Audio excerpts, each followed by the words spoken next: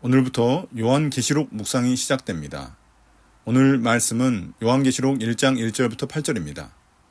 먼저 1장 1절부터 3절입니다. 이것은 예수 그리스도의 계시입니다. 이 계시는 곧 일어나야 할 일들을 그 종들에게 보이시려고 하나님께서 그리스도에게 주신 것입니다. 그런데 그리스도께서는 자기의 천사를 보내셔서 자기의 종 요한에게 이것을 알려주셨습니다. 요한은 하나님의 말씀과 예수 그리스도의 증언, 곧 자기가 본 것을 다 증언하였습니다. 이 예언의 말씀을 읽는 사람과 듣는 사람들과 그 안에 기록되어 있는 것을 지키는 사람들은 복이 있습니다. 그때가 가까이 왔기 때문입니다. 요한계시록 1장 1절부터 3절은 요한계시록 전체의 프롤로그로서 이 책이 무엇이며 누구로부터 누구에게 주어졌는지를 명확히 드러내고 있습니다. 이 책은 예수 그리스도의 계시로 시작됩니다. 이는 예수 그리스도에 관한 계시이자 예수 그리스도를 통해 주어지는 계시라는 두 가지 의미를 동시에 가집니다. 여기서 계시를 뜻하는 아포칼립시스는 본래 커튼을 걷어 숨겨진 것을 드러낸다는 뜻입니다. 이는 하나님의 구원 계획과 역사 속에서 일어날 일들이 감추어져 있지 않고 그리스도를 통해 드러나게 되었음을 선언합니다.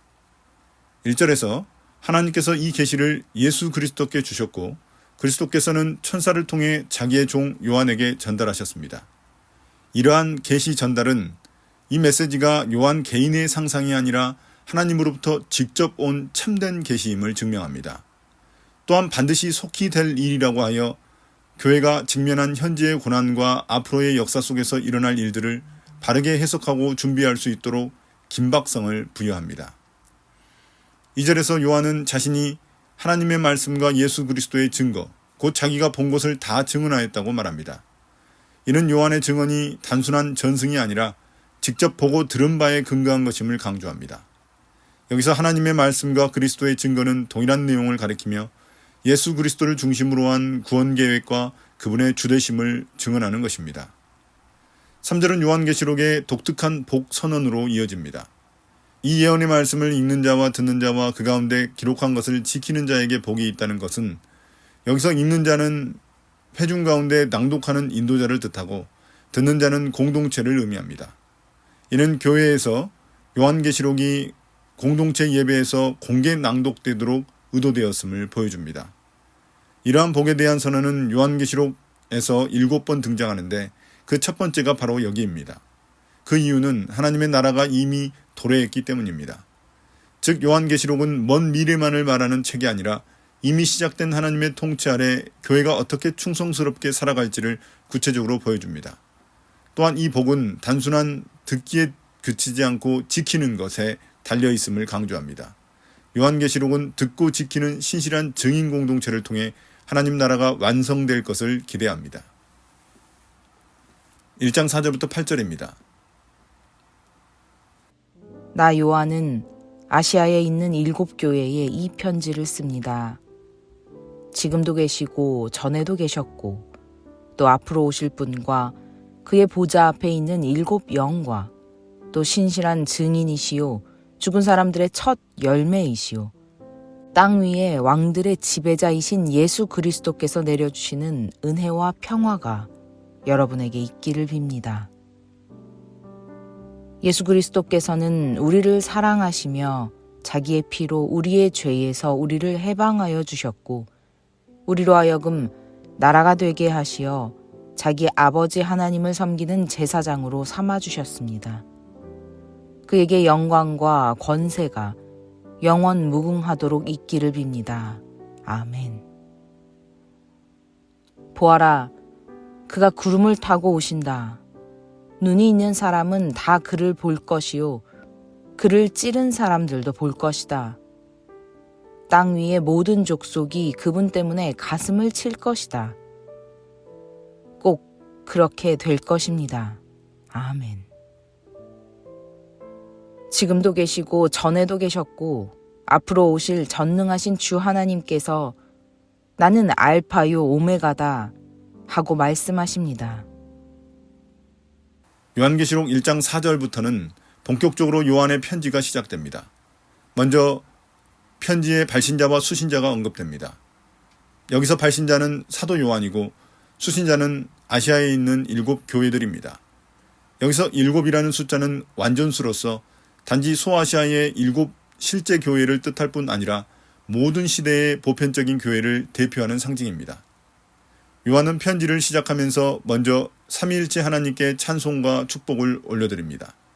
그는 은혜와 평강이 영원히 계시는 하나님 아버지, 그 보좌 앞에 계신 7 영인 성령, 그리고 죽음을 이기시고 부활하셔서 만왕의 왕이 되신 예수 그리스도로부터 흘러오기를 기원합니다.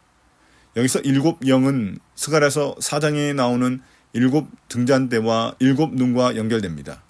이는 성령님의 완전성과 충만함을 상징합니다. 즉 성령님은 단일한 분이시지만 온 세상과 모든 교회 가운데 충만하게 역사하시는 완전한 하나님의 영이심을 나타냅니다. 특별히 요한은 예수님을 충성된 증인으로 고백합니다. 예수님께서는 이 땅에서 하나님의 진리를 신실하게 증언하시고 죽기까지 순종하셨기에 성도들도 그리스도의 증인을 따라 끝까지 신실한 증인으로 살아가야 함을 보여줍니다. 또한 예수님은 십자가에서 피 흘려 죽으심으로써 우리 죄에서 우리를 해방하시고 단지 죄사함을 주신 데서 멈추지 않고 우리를 하나님 나라의 백성이자 왕같은 제사장으로 삼아주셨습니다. 따라서 교회는 예수님의 속죄와 부활로 인해 중보적 사명을 지닌 거룩한 제사장 공동체로 살아가야 합니다. 이에 요한은 그분께 영광과 능력이 세세토록 있기를 기원하며 찬송을 올려드립니다. 7절에서 요한은 예수님의 재림에 대해 선포합니다. 그분은 구름을 타고 다시 오실 것이며 모든 사람이 그분을 보게 될 것이라고 말합니다. 심지어 과거에 그리스도를 찌른 원수들, 즉 그분을 배척하고 거부한 자들까지도 그분의 영광스러운 재림 앞에 서게 될 것을 말합니다. 그때에는 모든 족속이 가슴을 치며 애곡하게 될 것입니다. 이것은 단순한 후회나 공포가 아니라 심판 앞에서 진리를 거부한 인류의 비참한 깨달음과 통곡을 나타냅니다.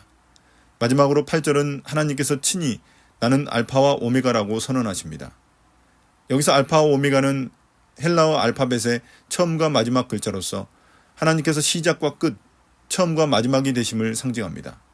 이는 하나님의 절대적 자존성과 주권, 그리고 시간과 역사를 초월하여 영원히 동일하신 분임을 선포합니다. 또한 이제도 계시고 전에도 계셨고 장차 오실이라는 표현은 하나님의 영원성과 종말론적 완성을 함께 담고 있습니다. 즉 지금도 역사 속에 살아계시고 반드시 다시 오셔서 모든 것을 심판하고 완성하실 하나님이십니다. 나의 묵상입니다. 오늘 말씀을 통해 우리는 로마 제국의 폭력과 억압 속에서도 교회를 위로하시고 격려하시는 주님을 만나게 됩니다. 요한은 반모섬에 유배된 상황에서도 하나님께서 주신 계시의 말씀을 신실하게 전달하여 고난 속에 고통받는 교회가 참된 소망을 붙들고 흔들리지 않도록 위로하고 격려하고 있습니다. 이 계시는 단순한 인간의 상상이 아니라 하나님 아버지께서 예수 그리스도를 통해 천사를 보내 요한에게 주신 권위 있는 계시입니다.